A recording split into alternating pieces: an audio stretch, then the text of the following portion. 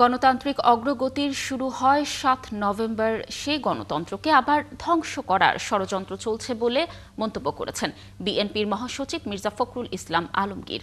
তিনি আজ জাতীয় বিপ্লবী ও গণসংহতি দিবসে একথা বলেন। নানা কর্মসূচিতে বিএনপি পালন করছে এই দিবসটি। সকালে দলটির প্রতিষ্ঠাতা শহীদ রাষ্ট্রপতি জিয়াউর রহমানের সমাধিতে শ্রদ্ধা জানাতে নেতা কর্মীদের ঢল দেখা যায়। বিএনপির প্রতিষ্ঠাতার প্রতি শ্রদ্ধা জানাতে আসেন মহাসচিব মির্জা ফখরুল ইসলাম আলমগীর, সিনিয়র যুগ্ম মহাসচিব রুহুল কবির রিজভী সহ স্থায়ী কমিটির সকল সদস্য। দিনটি উপলক্ষে দলের ভারপ্রাপ্ত চেয়ারম্যান তারেক রহমান ফেসবুকে বাণী দিয়েছেন। জাতীয় বিপ্লবী ও গণসংহতি দিবস উপলক্ষে বিকেলে রাজধানীর নয়াপল্টনে দলের কেন্দ্রীয় কার্যালয় থেকে শোভাযাত্রা বের করবে বিএনপি। এছাড়া ঢাকার বিভিন্ন আসনের প্রার্থীরা নিজ নিজ এলাকায় সমাবেশ সহ জনসংযোগের কর্মসূচি রেখেছেন।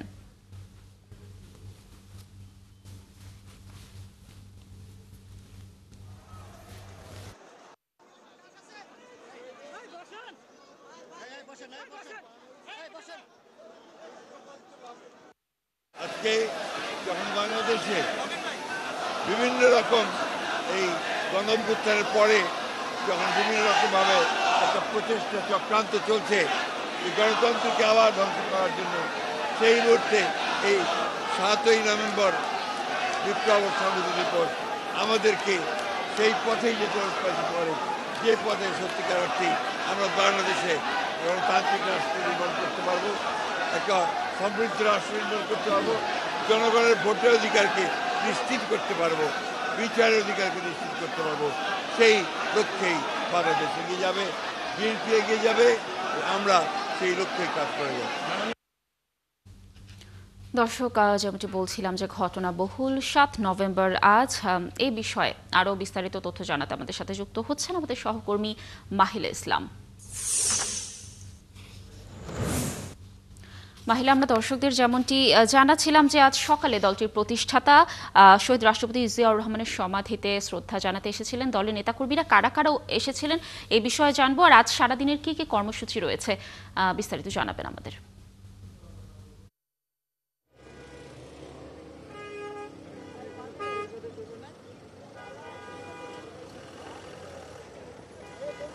লাবণী, আপনাকে ধন্যবাদ। জি, যেমনটি বলছিলেন, আমি সকাল থেকে এখানে আছি শেরেবাংলা নগরের জিয়া উদ্যানে। এখানে আসলে সকাল থেকে নেতাকর্মীদের উচ্চকর ভিড় ছিল। নেতাকর্মীরা তারা ফুল নিয়ে এসেছিলেন এবং এখানে বেলা 10টার সময় স্থায়ী কমিটির সদস্য গয়েশ্বরচন্দ্র রায়, আব্দুল মঈন খান এবং নজরুল ইসলাম খান, সালাউদ্দিন আহমদ এবং স্থায়ী কমিটির প্রায় সকল স্থায়ী কমিটির সদস্যের সাথে দলের মহাসচিব মির্জা ফখরুল ইসলাম আলমগীর এসে ফুল দিয়ে শ্রদ্ধা নিবেদন জানিয়েছেন। এবং সেই সাথে মির্জা ফখরুল ইসলাম আলমগীর আসলে জাতীয় বিপ্লবী সংহতি দিবস এবং এই দিবসটি কেন্দ্র করে বর্তমান যে পরিস্থিতি রাজনৈতিক, সেই পরিস্থিতিতে আসলে সকল জনগণকে ঐক্যবদ্ধ থাকার আহ্বান জানিয়েছেন। আপনাকে যদি একটু দেখাই, এখন একটু অনেকটাই রাস্তা ফাঁকা হয়ে গেছে, কিন্তু এখন পর্যন্ত বেশ নেতাকর্মীদের উচ্ছ্বাস, যে নেতাকর্মীরা রয়েছেন তাদের এখানে আগমন রয়েছে এবং তারা এখানে অবস্থান করছেন, ফুল দিয়েছেন। এবং তারা আসলে যদি দু একজনের সাথে কথা বলি যে এই বিপ্লবী গণসংহতি দিবস উপলক্ষে তাদের মনের ভাবগুলো, যে আসলে তারা কি বলতে চাচ্ছেন, যদি একজনকে বলি, আসলে একটু বলেন তো ভাই, একটু বলেন যে এই দিনটা উপলক্ষে কেন্দ্র করে আসলে আপনারা যেখানে ফুল দিতে এসেছেন, তো এখানে আসলে এই দিনটাকে কেন্দ্র করে দলের নেতাকর্মীদের উদ্দেশ্যে আসলে আপনারা কি বলবেন? বিসমিল্লাহির রহমানির রহিম। আজকের এই ঐতিহাসিক ৭ই নভেম্বর সিপাহী জনতার বিপ্লবের মধ্য দিয়ে আমাদের বিএনপির প্রতিষ্ঠাতা চেয়ারম্যান শহীদ রাষ্ট্রপতি জিয়াউর রহমানকে মুক্ত করেছিলেন এবং উনি এই দিনে এই মুক্তির মাধ্যমেই এদেশের গণতন্ত্র ফিরে এসেছিল এবং বাকস্বাধীনতা ফিরে এসেছিল। আজকে এই দিনে আমরা আমাদের যে নেতাকর্মীরা সবাই এখানে এসেছিলেন ওনার সমাধিস্থলে শ্রদ্ধা নিবেদনের জন্য।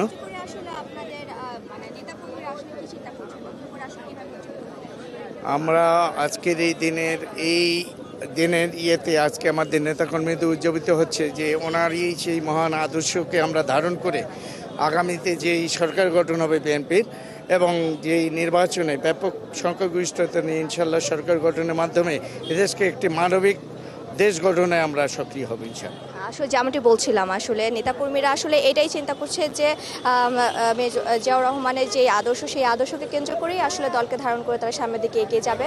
তো এই ছিল জিয়া উদ্যান থেকে আমার এখানকার সবশেষ পরিস্থিতি। লাবণী। মাহিলা, ধন্যবাদ আমাদের সাথে যুক্ত থাকার জন্য। আপনি থাকুন সেখানে, নিশ্চয়ই আমরা সারাদিনের আরও কর্মসূচির ব্যাপারে পরবর্তী সংবাদ সংযোগগুলোতে আপনার মাধ্যমে দর্শকদেরকে জানানোর চেষ্টা করব। দর্শক যুক্ত ছিলেন আমাদের সহকর্মী মাহিলা ইসলাম। ঘটনাবহুল ৭ নভেম্বর আজ রাজনৈতিক রক্তাক্ত উত্থান পতনের মধ্যে ১৯৭৫ সালের এই দিনে তৎকালীন সেনাপ্রধান জিয়াউর রহমান বন্দি দশা থেকে মুক্ত হন। বিএনপির মতে এই দিন আধিপত্যবাদী শক্তির ষড়যন্ত্র প্রতিহত করে সিপাহী জনতা স্বাধীনতার সার্বভৌমত্ব রক্ষা করেছিল। এরপর থেকে দিনটিকে জাতীয় বিপ্লব ও সংহতি দিবস হিসেবে পালন করে আসছে বিএনপি সহ আপামর জনগণ। কোন প্রেক্ষাপটে এই বিপ্লব সংগঠিত হলো, দর্শকরা জানাচ্ছেন আমাদের সহকর্মী শফিকুল হক।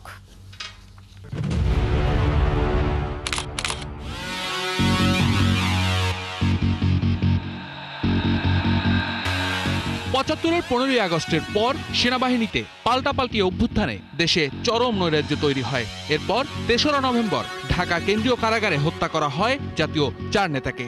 এসব ঘটনার ধারাবাহিকতায় সেনাবাহিনীর তৎকালীন উপপ্রধান ব্রিগেডিয়ার জেনারেল খালেদ মোশাররফ তার অনুসারী সেনা সদস্যদের নিয়ে সেনাপ্রধান মেজর জেনারেল জিয়াউর রহমানকে ঢাকা ক্যান্টনমেন্টে বন্দী করেন।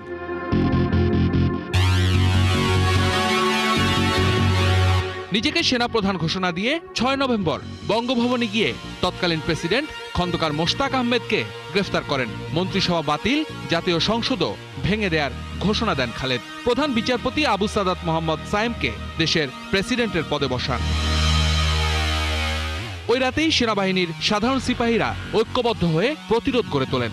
অভূতপূর্ব সেই বিপ্লব অভ্যুত্থানের মধ্য দিয়েই সাময়িক বন্দিদশা থেকে মুক্ত হন মহান স্বাধীনতার ঘোষক তৎকালীন সেনাপ্রধান মেজর জেনারেল জিয়াউর রহমান। পাল্টা অভ্যুত্থান ঠেকাতে গিয়ে ৭ নভেম্বর সকালে কয়েকজন অনুসারী সহ প্রাণ হারান খালেদ মোশাররফ। অভূতপূর্ব এক সংহতি নদীর সৃষ্টি হয় দেশের রাজনীতিতে। জেনারেল জিয়া চলে আসেন ক্ষমতার কেন্দ্রবিন্দুতে। এ সময় জিয়াউর রহমান ছাড়া অন্য কোনো সেনা ব্যক্তিত্ব ছিল না যিনি সেনাবাহিনীকে নিয়ন্ত্রণে আনতে পারে। জিয়াউর রহমান প্রত্যেকটা ইউনিটে গিয়ে সৈনিকদের সাথে আলাদাভাবে তাদের উদ্দেশ্যে বক্তব্য রাখেন। দেশের স্বার্থে, সেনাবাহিনীর স্বার্থে তাদেরকে শৃঙ্খলায় ফিরে আসতে বলেন এবং তাদেরকে ব্যারাকে ফিরে নিয়ে আসেন। এ সময় একটি সাংবিধানিক এবং শূন্যতা বিরাজ করছিল। দেশে কোনো সরকার ছিল না আওয়ামী লীগ সরকার অপসারিত হওয়ার পর। তখন সৈনিক এবং সাধারণ মানুষের অনুরোধের প্রেক্ষিতে এই শূন্যতা পূরণের জন্য জিয়াউর রহমান রাষ্ট্রের দায়িত্বভার গ্রহণ করেন। পরবর্তীকালে তিনি সরাসরি নির্বাচনের মাধ্যমে রাষ্ট্রপতি নির্বাচিত হন। এই পট পরিবর্তনের পর জিয়াউর রহমানের নেতৃত্বে দেশের স্বাধীনতা ও সার্বভৌমত্ব প্রভাবমুক্ত হয়ে শক্তিশালী সত্তা লাভ করে। জিয়াউর রহমানের অন্যতম এই সহচর জানান, দেশকে চরম অস্থিতিশীল পরিস্থিতি থেকে রক্ষা করেছিলেন জিয়াউর রহমান, আর জনগণ তখন সৈনিকদের পাশে দাঁড়িয়েছিলেন। এর আগে দেশ ভারতপন্থী একটি সরকার ছিল। ভারতীয় আধিপত্যবাদের হাত থেকে ৭ই নভেম্বর বাংলাদেশ মুক্ত হয় এবং জিয়াউর রহমান নতুন ধারার বাংলাদেশি জাতীয়তাবাদের রাজনীতির প্রচলন করেন এবং তিনি ব্যাপক জনপ্রিয়তা অর্জন করেন। একটি স্বাধীন পররাষ্ট্রনীতি তিনি অনুসরণ করেছেন এবং দেশকে ধীরে ধীরে উন্নয়নের পথে নিয়ে গেছেন। ফ্যাসিস্ট আওয়ামী শাসনামলে দিবসটি পালন করতে পারেনি বিএনপি। সরকারি ছুটিও বাতিল করা হয়। বিগত আওয়ামী লীগ সরকারের সময় মহান স্বাধীনতার ঘোষক জিয়াউর রহমান বীর উত্তমকে ইতিহাস থেকে মুছে ফেলার নানা চেষ্টা হয়েছে। তাই ফ্যাসিস্ট মুক্ত বাংলাদেশে এবার দিনটিকে যথাযোগ্য মর্যাদায় পালনের সব ধরনের উদ্যোগ নিয়েছে বিএনপি। শফিকুল হক, ৭১, ঢাকা। মহান স্বাধীনতার পর জাতীয় বিপ্লব ও সংহতি দিবসের মধ্য দিয়ে পৃথিবীর মানচিত্রে প্রিয় মাতৃভূমি স্বমহিমায় অবস্থান করছে বলে মন্তব্য করেছেন বিএনপি চেয়ারপারসনের উপদেষ্টা মিজানুর রহমান মিনু। ঐতিহাসিক ৭ নভেম্বর জাতীয় বিপ্লব ও সংহতি দিবস উপলক্ষে সকাল ৭টায় রাজশাহী মহানগর ও জেলা বিএনপির কার্যালয়ের সামনে জাতীয় ও দলীয় পতাকা উত্তোলন করা হয়। উড়ানো হয় শান্তির প্রতীক পায়রা ও বেলুন ফেস্টুন। এরপর বিশেষ দোয়া মোনাজাত হয়। রাজশাহী মহানগর বিএনপি আয়োজিত অনুষ্ঠানে যোগ দিয়ে তিনি কথা বলেন। এ সময় তিনি আরও বলেন, এই আয়োজনের মধ্য দিয়ে শহীদ প্রেসিডেন্ট জিয়াউর রহমানের আত্মত্যাগ স্মরণ করা হচ্ছে। সেই সাথে শহীদ জিয়ার আদর্শ তরুণ প্রজন্মের মধ্যে ছড়িয়ে দেয়া যাবে বলেও জানান তিনি। দিবসটি উপলক্ষে বিকেলে অনুষ্ঠিত হবে বর্ণাঢ্য র্যালি ও আলোচনা সভা। এছাড়া শনিবার রক্তদান কর্মসূচি হবে এবং পরের দিন বৃক্ষরোপণ করা হবে।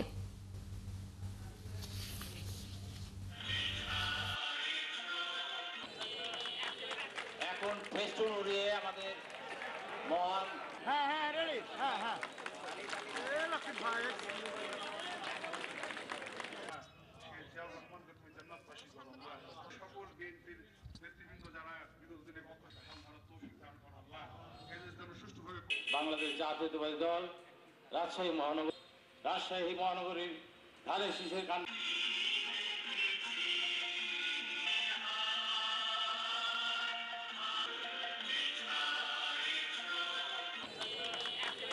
এখন ফেস্টুন উড়িয়ে মহান বিপ্লব সংহতি দিবসের মধ্য দিয়ে বাংলাদেশ প্রকৃত সেই স্বাধীনতা অর্জন করে এবং বাংলাদেশ মাথা উঁচু করে বসছে এবং এই দিনের মধ্যে দিয়ে প্রেসিডেন্ট বহুদলীয় গণতন্ত্র সুপ্রতিষ্ঠিত করেন।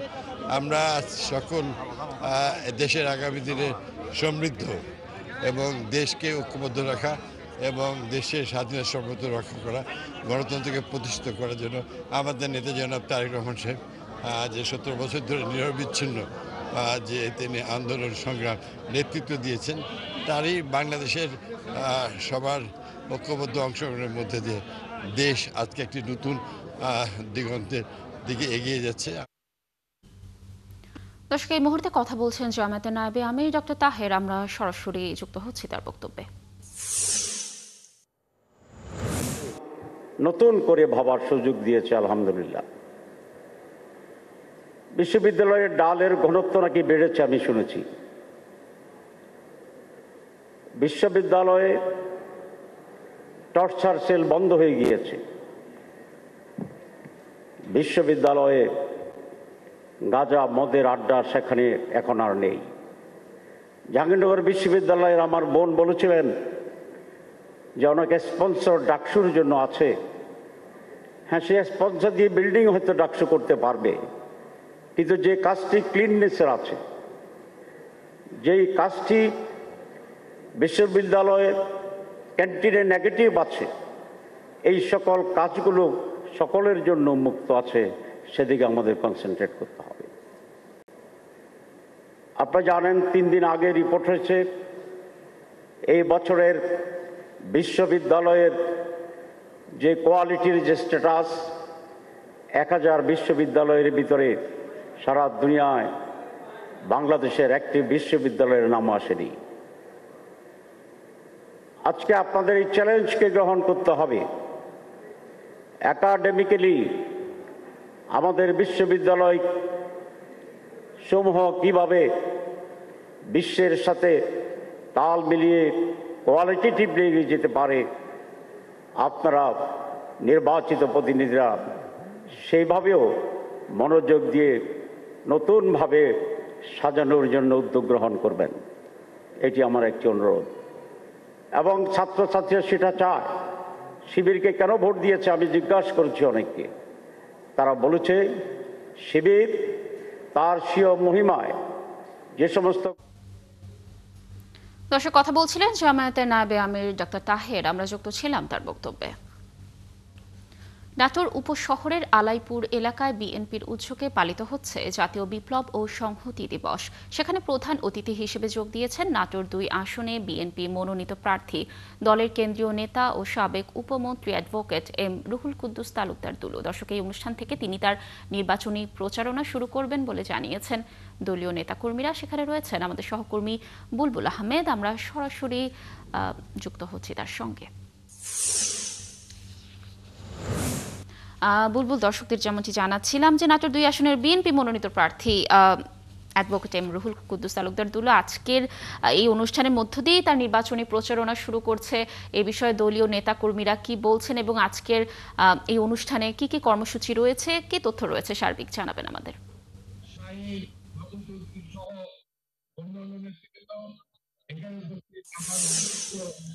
বিএনপির নেতা আসলে এই বিএনপির যে নির্বাচনী প্রচারণা সেটা কিন্তু আরো বেশ কিছুদিন আগে থেকেই শুরু হয়েছে, এখন আনুষ্ঠানিকভাবে শুরু হলো এবং এই 7ই নভেম্বরের যে বিপ্লব এবং সংহতি দিবসের যে অনুষ্ঠান, এখানে কিন্তু হাজার হাজার নেতা কর্মী এসেছেন মনোনয়ন ঘোষণার পরে। প্রোগ্রামে তিল ধারণের ঠাঁই নেই। আমরা তার কাছ থেকে শুনবো ওনার বক্তব্য। এই সাবিনা ছবি আপনাদের সাথে দায়িত্ব পালন করেছেন। সাবিনা ছবি, প্রিয় নেতৃবৃন্দ, আপনারা জানেন এই 7ই নভেম্বর শহীদ প্রেসিডেন্ট জিয়াউর রহমানকে আধিপত্যবাদ রুশ ভারতের দালালরা যখন জিয়াউর রহমান স্যারকে গ্রেপ্তার করে ক্যান্টনমেন্টে আটকে রেখেছিল, এই দিনে এদেশের সিপাহ জনতা সংগ্রাম আন্দোলনের মাধ্যমে আমাদের নেতা শহীদ প্রেসিডেন্ট জিয়াউর রহমানকে জেলখানা থেকে বের করে নিয়ে এসেছিল। যেদিন উনি বের হয়েছেন, সেদিন বাংলাদেশের স্বাধীনতা, সার্বভৌমত্ব, গণতন্ত্র রক্ষা পেয়েছিল।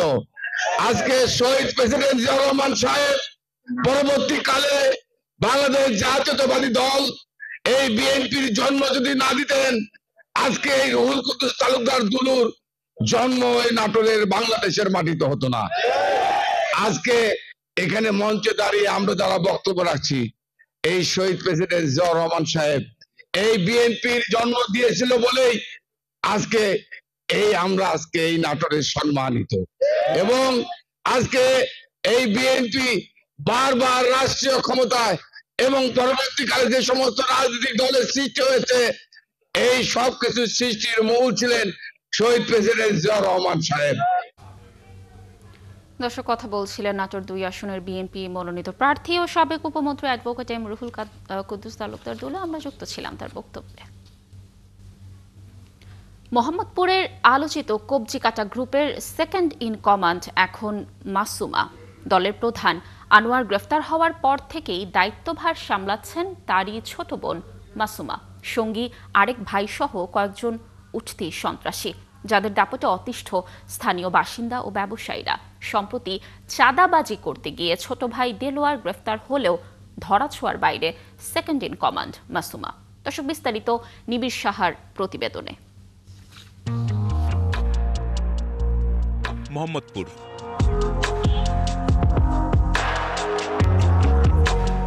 যেন এক অপরাধের রাজধানী। চলতি বছরের 18 ফেব্রুয়ারি গ্রেপ্তার হন এলাকার আলোচিত সন্ত্রাসী কবজিকাটা আনোয়ার গ্রেপ্তারের পর তার দৌরত্ব থেকে কতটুকু রেহাই পেল স্থানীয়রা, নাকি অন্য কেউ সামলাচ্ছে তার সাম্রাজ্য, জানতে এবার অনুসন্ধানে 71। তবে শুরুতেই ফিরতে চাই একটু পেছনে, দেখা করতে চাই একজন ভুক্তভোগীর সঙ্গে, যাকে আনোয়ার নিজেই সহযোগীদের নিয়ে কুপিয়ে জখম করে 2023 সালের 25 জুন।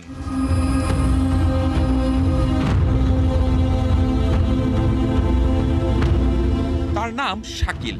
ঢাকা উদ্যানের বাসা থেকে পাশের দোকানে যাওয়ার পথে তার গতিরোধ করে আনোয়ার সহ কয়েকজন সন্ত্রাসী। কিছু বুঝে ওঠার আগেই উপর্যুপুরি কোপে শাকিলের জীবনে নেমে আসে অন্ধকার। নাম ধরে কইতাছি, আনোয়ার কি করস? আনোয়ার, আমার দোষটা কি? আনোয়ার, এবার চিল্লাইতেছি, কে কার কথা হল? ওরা আমার আরো কোপাইতো। আমি যখন দেখছি যে আমার এই আত্মা আর ফিরার মধ্যে সেই ক্ষমতা না, এরকম ঝুলতেছে, পাউডার 3টা টুকরা ঝুলতেছে, তখন আমি অজ্ঞানে মানে মরা ভাব করে চোখ বুঝে রয়েছি। আমি হাত দিয়ে তো কিছু করতে পারি, এই যে হাত দেখা না, এই যে হাতটা যেরকম থাকে না, এইটা এরকমই থাকে, আর এইটা যেরকম না এরকমই থাকে। হাত দিলে মাই পাও শেষরে হাত পায়।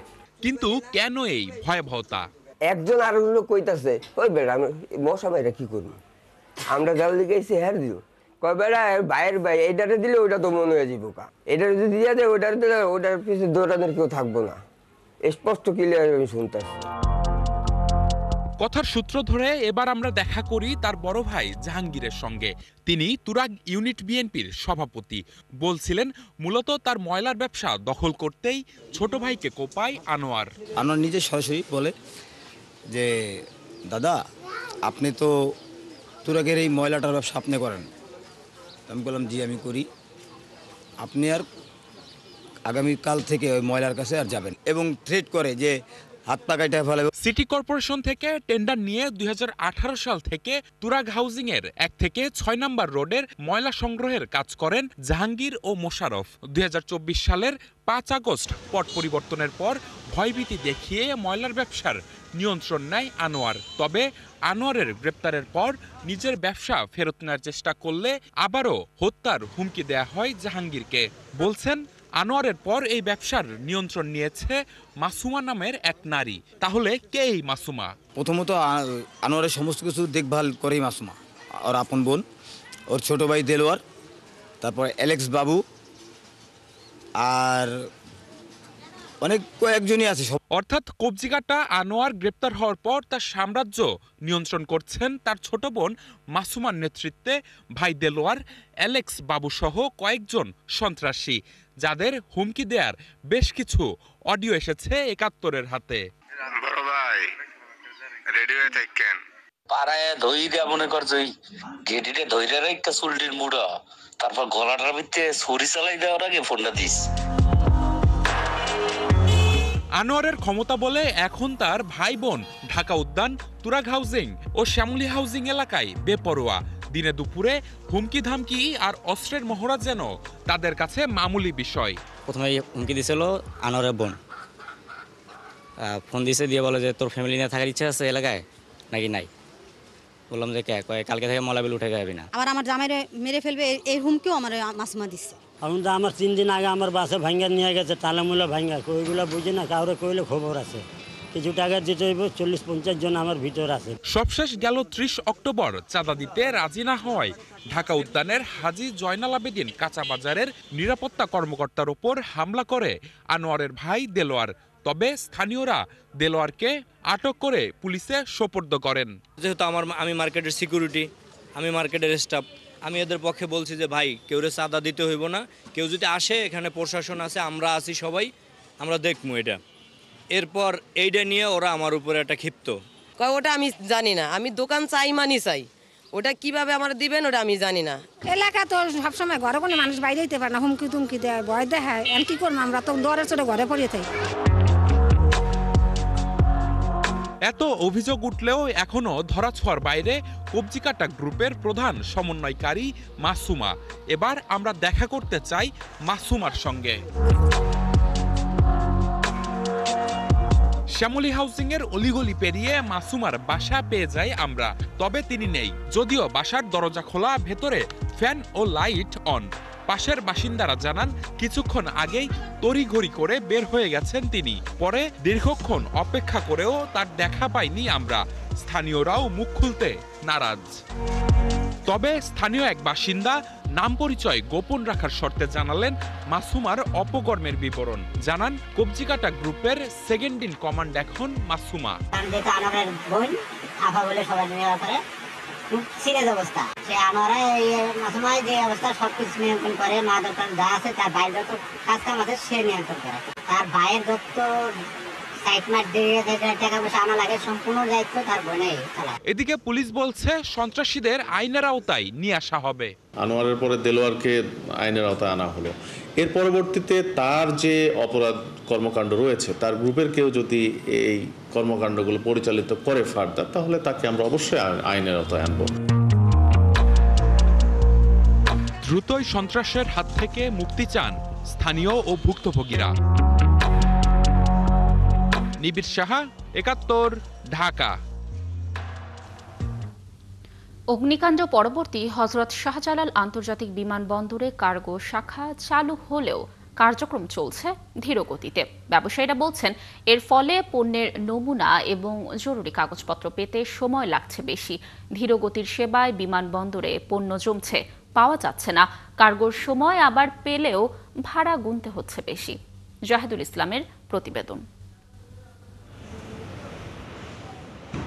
গেল মাসে হযরত শাহজালাল আন্তর্জাতিক বিমানবন্দরের কার্গো শাখা লাগা আগুনে পুড়ে যায় সবকিছু। সাময়িক সময়ের জন্য বন্ধ থাকে কার্যক্রম। যদিও পরের দিনই আমদানি এবং রপ্তানি কার্যক্রম স্বাভাবিক রাখতে চালু করা হয় কার্গো শাখা। 24 ঘন্টা খোলা থাকছে কাস্টমস হাউসও। ব্যবসায়ীরা বলছেন তবুও মিলছে না স্বাভাবিক সেবা।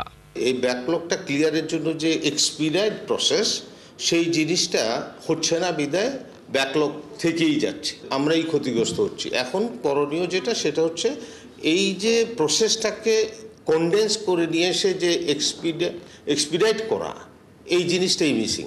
পোশাক রপ্তানিকারক সংগঠন বিজিএমইএ বলছে ধীরগতির কার্যক্রমে আর্থিক লোকসানের পাশাপাশি ক্রয়াদেশ হাতছাড়া হওয়ার আশঙ্কা দেখা দিয়েছে। অনেকগুলো শিপমেন্ট ছিল ক্রিসমাসের উপলক্ষে, সেই অর্ডারগুলো ডিলে হচ্ছে, অনেকগুলো অর্ডার ক্যান্সেল হয়ে যাচ্ছে, অনেকগুলো এয়ারে নিচ্ছে। আবার এয়ারের যে ফ্রেড, এই ফ্রেড দিয়ে অনেকে এফোর্ড করতে পারতেছেন, আলটিমেটলি আসলে গার্মেন্টস মালিকরা সাফার করতেছে। International air express association of Bangladesh বলছে কার্গো শাখার আগুনে যন্ত্রপাতি পুড়ে যাওয়ায় বর্তমান কার্যক্রম চলছে সনাতনী পদ্ধতিতে। পুরো কাজটাই করতে হচ্ছে ম্যানুয়ালি করতে হচ্ছে বলেই সেখানে এখন এই লোকবল যে অনেক কম, সেটার জন্য এক। দুটো হলো যেমন আগে এক্সপ্রেস কুরিয়ার এবং সিএনএফ এজেন্টের লোকজন ওনারা ভিতরে যেয়ে তারাও কিন্তু মানে এই যে মালামাল খোঁজা এবং কোন এরিয়াতে মালটা আছে সেটাকে ট্রলিতে লোডিং করা, প্যালেটিং করা, প্যালেট ভাঙা ইত্যাদি করা, এই কাজগুলো কিন্তু ওরাও কিন্তু সক্রিয়ভাবে করতো এই কাজগুলো, কিন্তু এই কাজগুলো এখন তারা করতে পারছে না। ব্যবসায়ীরা বলছেন নির্দিষ্ট সময় পণ্য গ্রহণ এবং রপ্তানি করতে না পারায় জরিমানা গুনতে হচ্ছে। কার্গো শাখায় আগুন লাগার পর এর কার্যক্রম অনেকটাই যেন গতিহীন এবং চলছে ধীর গতিতে।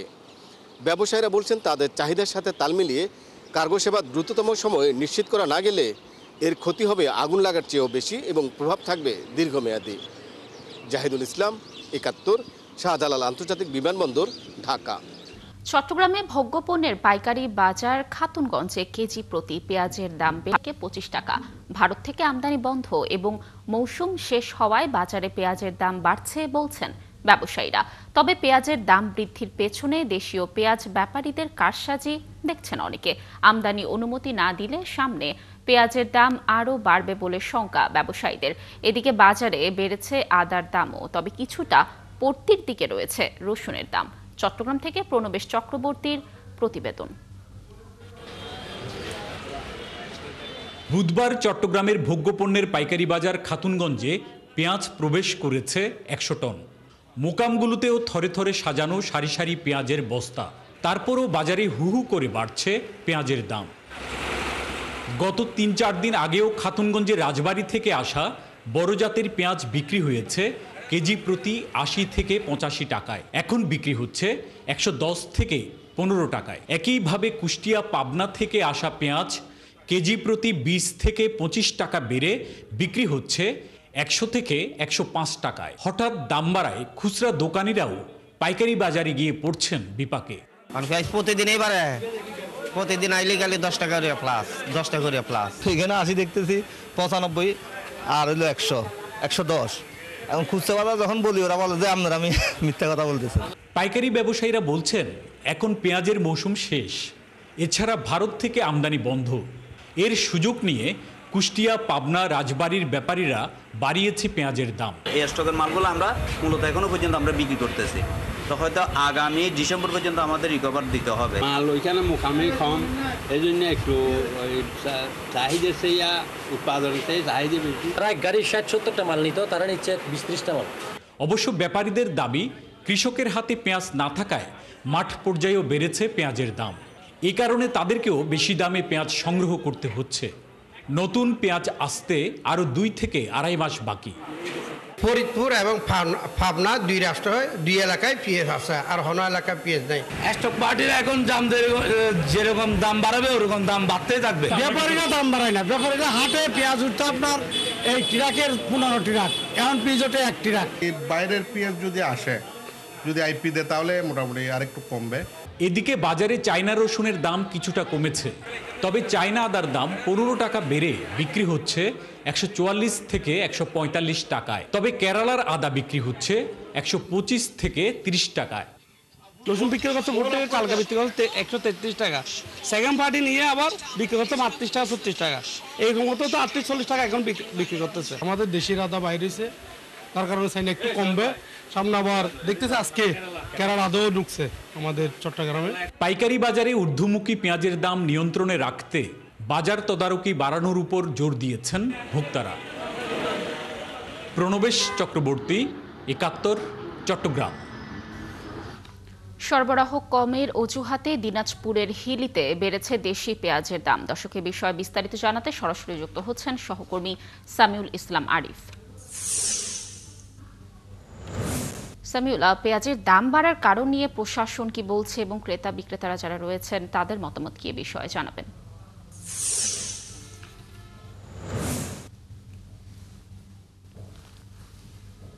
বাড়ার বিষয়ে প্রশাসন অলরেডি কিন্তু বাজারে মনিটরিং করেছেন এবং কয়েকদিন আগে কিন্তু বাজারে এক আড়তদারকে 5,000 টাকা জরিমানাও করেছেন। তবে ক্রেতা বিক্রেতা যেটি কথা সেটি হচ্ছে, ক্রেতারা যেটি বলছেন যে আসলে সপ্তাহের ব্যবধানে 35 থেকে 40 টাকা কেজি পেঁয়াজের দামটা আসলে অযৌক্তিক মনে করতেছেন। তারা বলতেছেন যে 60 টাকার পেঁয়াজ 100 টাকা এখন কিনে খেতে হচ্ছে, এতে তাদের হিমশিম খেতে হচ্ছে। তারা যেটি বলছেন যে আসলে ভারত থেকে যদি পেঁয়াজ আমদানি করা হয় সেক্ষেত্রে দামটা সহনীয় পর্যায়ে থাকতে বলে তারা আমাকে জানিয়েছেন। তবে আমি আমদানিকারকের সঙ্গে কথা বলেছি, আমদানিকারক যেটি জানিয়েছেন যে আসলে বর্তমান বাজারে কিন্তু 100 থেকে 110 টাকা পেঁয়াজ দাম বেশি হয়, কিন্তু অনেকটাই তারা ক্ষোভ প্রকাশ করছেন। তারা যেটি বলছেন যে সরকারের কাছে আমরা আবেদন করছি, যদি ভারত থেকে পেঁয়াজ আমদানি অনুমতি দেওয়া হয় অতি শীঘ্রই, সেক্ষেত্রে তারা আমদানি করবেন এবং বাজারে যে অস্থিতিশীল সেটা তারা নিয়ন্ত্রণে আসবে বলে তারা আমাকে জানিয়েছেন।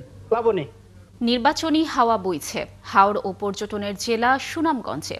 যোগাযোগ, শিক্ষা, স্বাস্থ্য, আর্থ সামাজিকতার সূচক সহ নারী নেতৃত্বে পিছিয়ে থাকা এই জনপদে নির্বাচনী আবহে পুরুষের তুলনায় নারীদের অংশগ্রহণ কম। তবে এবারের জাতীয় নির্বাচন ঘিরে প্রত্যাশার কমতি নেই সচেতন ও কর্মমুখী নারীদের মধ্যে। নারী শিক্ষা, কর্মসংস্থান ও নারী অগ্রাধিকারকে গুরুত্ব দিয়ে নেতৃত্ব বাছাইয়ে ভূমিকা রাখতে চান এই অঞ্চলের নারী ভোটাররা। শহীদ নূর আহমেদের তথ্য ছবিতে প্রতিবেদন। নদী হাওরে ঘেরা দেশের সীমান্ত ঘেঁষা জেলা সুনামগঞ্জে প্রায় 28 লাখ জনসংখ্যার বাস। নদীমাতৃক যোগাযোগ ব্যবস্থা ও দুর্গম হাওর ভিত্তিক জীবনধারার কারণে অন্য অঞ্চলের চেয়ে ভিন্নতা রয়েছে এখানকার মানুষের জীবন জীবিকায়। এছাড়া যোগাযোগ, শিক্ষা, স্বাস্থ্য ও অর্থনৈতিক সূচকে তলানিতে অবস্থান এই জেলার, যেখানে সবচেয়ে পিছিয়ে রয়েছে নারী সমাজ। শিক্ষার হারের পাশাপাশি কর্মসংস্থান ও নেতৃত্বে রয়েছে আকাশ পাতাল পার্থক্য। দীর্ঘদিনের এই বৈষম্যের অবসান চান এখানকার নারীরা। এই জেলার মেয়েদের উন্নয়নের জন্য আমি মনে করি যদি শিক্ষাক্ষেত্রে তাদেরকে আরেকটু ভালোভাবে আমরা উৎসাহিত করতে পারি, বিশেষ করে অভিভাবকদের মধ্যে সচেতনতা সৃষ্টি করতে পারি, কিংবা নারীর নেতৃত্বকে সামনে নিয়ে আসতে পারি, তাহলে হয়তো আমরা ভালো কিছু আশা করতে পারি। সুনামগঞ্জের 5টি সংসদীয় আসনে মোট ভোটার 20,50,994 জন। এর মধ্যে নারী ভোটার রয়েছেন প্রায় অর্ধেক। গণঅভ্যুত্থান পরবর্তী রাষ্ট্র কাঠামো পরিবর্তন আশা জাগিয়েছে এই অঞ্চলের নারীদের। আর্থসামাজিক মানদণ্ডে বৈষম্য দূর করার পাশাপাশি সকল স্তরে তারুণ্য নির্ভর নারীর অংশগ্রহণ চান শিক্ষার্থীরা। তরুণ যারা আছে এখন, আমরা চাই না যে কোনো দল যেন আবার পিছু সরকার হয়ে উঠুক।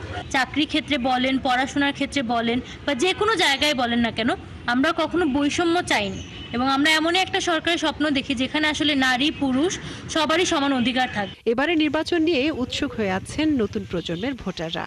যে প্রার্থী নারী শিক্ষা ও কর্মসংস্থান সৃষ্টিতে ভূমিকা রাখবে তাকেই সমর্থন দিতে চান তারা। আমি আসলে কোনো সময় ভোট দেই নাই, কিন্তু আগামীতে আমি দিব, এবং আমি এমন একটি দলকে বা এমন একটি সরকারকে ভোট দেব যিনি আমাদের মতো নারীদের নিয়ে চিন্তা ভাবনা করবে। আমরা চলাফেরার কোনো সুযোগ সুবিধা না, মানে আমরা যেটা চাই যে সামনে যে সরকার আসবে আমরা ছাত্রছাত্রীর সুযোগ সুবিধা করে দেওয়ার জন্য। এই সরকার আসলে তরুণদের শিক্ষা নিয়ে চিন্তা করবে, বলতে চাকরি নিয়ে করবে, চিন্তা করবে, চাই আমাদের পাশে দাঁড়াতে। আমরা এদিকে নারী উদ্যোক্তা ও সংগঠকরা বলছেন, বিগত সরকারের আমলে নারীদের কর্মসংস্থান সৃষ্টিতে তেমন উদ্যোগ নেওয়া হয়নি, তাই বেড়েছে বেকারত্ব। আর সচেতন নারী সমাজ মনে করেন সে সময় নারী নেতৃত্ব বাড়েনি। আগামী সরকারটা এমন হোক যে সরকারে নারীদের এগিয়ে নিয়ে যাওয়ার জন্য, নারীদের শিক্ষা, নারীদের চিকিৎসা, নারীদের কর্মসংস্থানের জন্য কাজ করবে।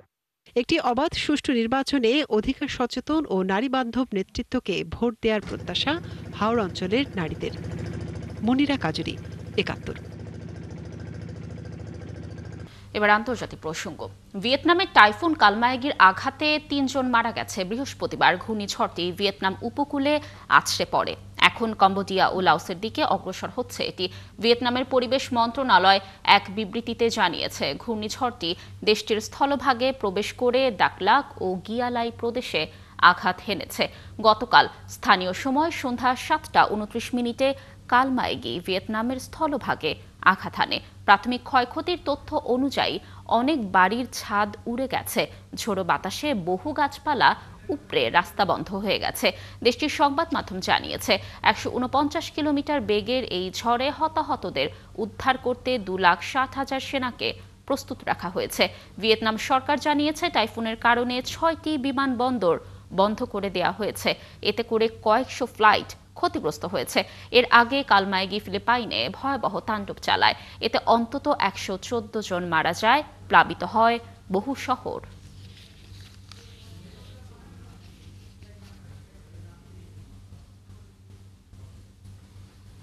মার্কিন কংগ্রেসের নিম্নকক্ষ প্রতিনিধি পরিষদের শক্তিশালী স্পিকার হিসেবে দায়িত্ব পালনকারী প্রথম নারী ন্যান্সি পেলোসি অবসরের ঘোষণা দিয়েছেন। বৃহস্পতিবার এক ভিডিও বার্তায় তিনি অবসরের ঘোষণা দেন। তিনি বলেন 2027 সালের জানুয়ারিতে তার মেয়াদ শেষ হওয়ার পর কংগ্রেসে পুনরায় নির্বাচনের জন্য প্রার্থী হবেন না। 85 বছর বয়সী পেলোসি হাউসের স্পিকার হিসেবে দায়িত্ব পালনকারী প্রথম নারী। তিনি 2003 থেকে 2023 সাল পর্যন্ত কংগ্রেসের নিম্নকক্ষে তার দলের নেতৃত্ব দিয়েছিলেন, যা তাকে মার্কিন রাজনীতিতে সবচেয়ে শক্তিশালী ব্যক্তিত্বদের একজন হয়ে উঠতে সহায়তা করেছে। এদিকে অবসরের ঘোষণা দেওয়ার পর ন্যান্সি পেলোসিকে একজন শয়তান মহিলা বলে আখ্যা দিয়েছেন মার্কিন প্রেসিডেন্ট ডোনাল্ড ট্রাম্প। ওভাল অফিসে সাংবাদিকদের ট্রাম্প বলেন তিনি একজন শয়তান মহিলা ছিলেন। তার খারাপ কাজের কারণে দেশের অনেক ক্ষতি হয়েছে এবং ভাবমূর্তি ক্ষুণ্ণ হয়েছে। তিনি অবসরের ঘোষণা দিয়ে দেশের উপকার করেছেন বলেও জানান ট্রাম্প।